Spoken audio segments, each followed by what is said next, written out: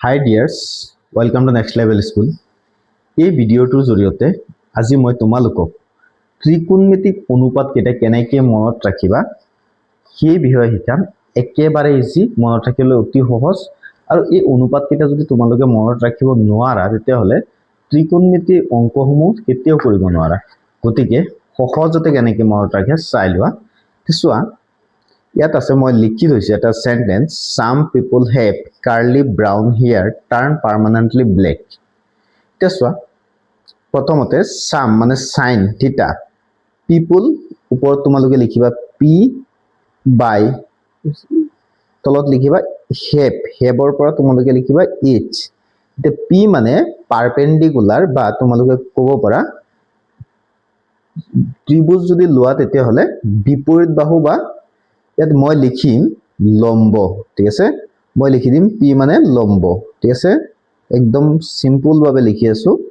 তাৰ পিছত h মানে হাইপোটেনাস বা তোমালোকে লিখিবা অতিভুজ। ঠিক আছে, অতিভুজ, একদম ইজি ট্ৰিক্স। তাৰ পিছত যদি কোসেকটো চোৱা, কোসেকটো হ'ব এই সাইনৰ উল্টা। ঠিক আছে, অৰ্থাৎ আমি এই কোসেকটোক সাইন বুলি ধৰি ললেই হ'ল। সাম পিপুল হেভ উল্টাকে লিখি যাম। ঠিক আছে, তাৰ পিছত h মানে অতিভুজ, অতিভুজ। তাৰ পিছত p মানে লম্ব বা বিপৰীত বাহু। ঠিক আছে, লম্ব বা বিপৰীত বাহু, লম্ব বুলি মই লিখিছো। ঠিক আছে, তাৰ পিছত নেক্সট যদি চোৱা, নেক্সট তিনটা ওয়াৰ্ড চোৱা শব্দ, কাৰ্লি ব্ৰাউন হেয়াৰ। কাৰ্লিৰ পৰা চিৰ পৰা আহিব cos থিটাটো লিখিব পাৰিম। তাৰ পিছত brown b by h, curly brown hair. ঠিক আছে, তাৰ পিছত b মানে হ'ল এ কোণৰ সন্নিহিত বাহু বুলি কোৱা হয়, যদিও মই লিখিম ভূমি। ঠিক আছে, ভূমি বুলি ক'লেই হ'ল, মনতহে ৰাখিব লাগে ভূমি। h মানে হ'ল হাইপোটেনাস বা অতিভুজ, অতিভুজ। ঠিক আছে, অতিভুজ। তাৰ পিছত নেক্সট সেকটো যদি আমি চাওঁ, কসৰ উল্টা মানে সেক থিটা যেতিয়া পাবা তোমালোকে ভাবি ললেই হ'ল এইটো কস থিটা। কার্লি ব্রাউন উল্টাকে লিখিলে হ'ল ব্রাউন হেয়ার। h মানে হ'ল অতিভুজ, অতিভুজ। তাৰ পিছত b মানে হ'ল ভূমি, b মানে হ'ল ভূমি। ঠিক আছে, তাৰ পিছত নেক্সটটো যদি আমি চাওঁ তেতিয়াহ'লে tan থিটা মানে টার্ন পার্মানেন্টলি ব্ল্যাক।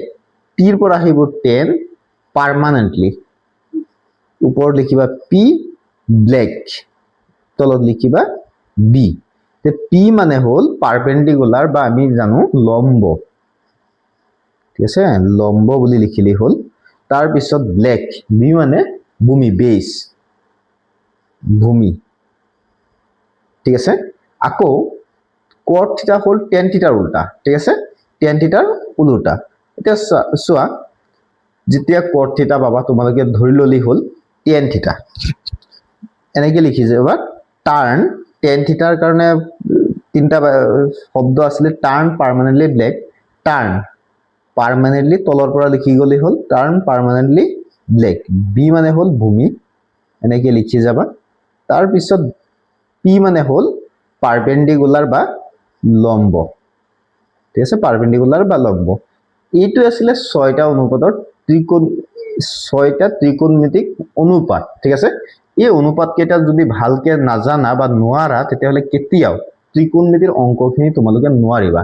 সেই কাৰণে এই বস্তুখিনি ভালকে শিকি ল'বা।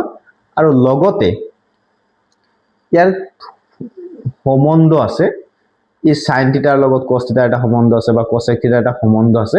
এই সম্বন্ধখিনিও লগতে শিকি ল'ব লাগিব। নেক্সট ভিডিঅ'ত মই ভিডিঅ'বিলাক দীঘলীয়া নকৰো, চেনেলটো সাবস্ক্ৰাইব কৰি ৰাখিবা। প্ৰত্যেকটো মেথছৰ প্ৰত্যেকটো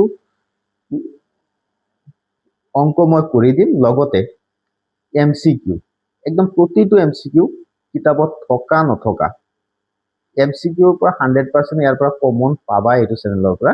এইটো টেনশ্যন ল'ব নালাগে তোমালোকে চেনেলটো ছাবস্ক্ৰাইব কৰি ৰাখিবা আৰু নিয়মীয়াকৈ ভিডিঅ'সমূহ চাই যাবা এইখিনি আছিল আজিৰ ভিডিঅ'টো যদি চাই ভাল পালা তেতিয়াহ'লে লাইক এটা কৰি দিবা আৰু চেনেলটো ছাবস্ক্ৰাইব কৰি ৰাখিবা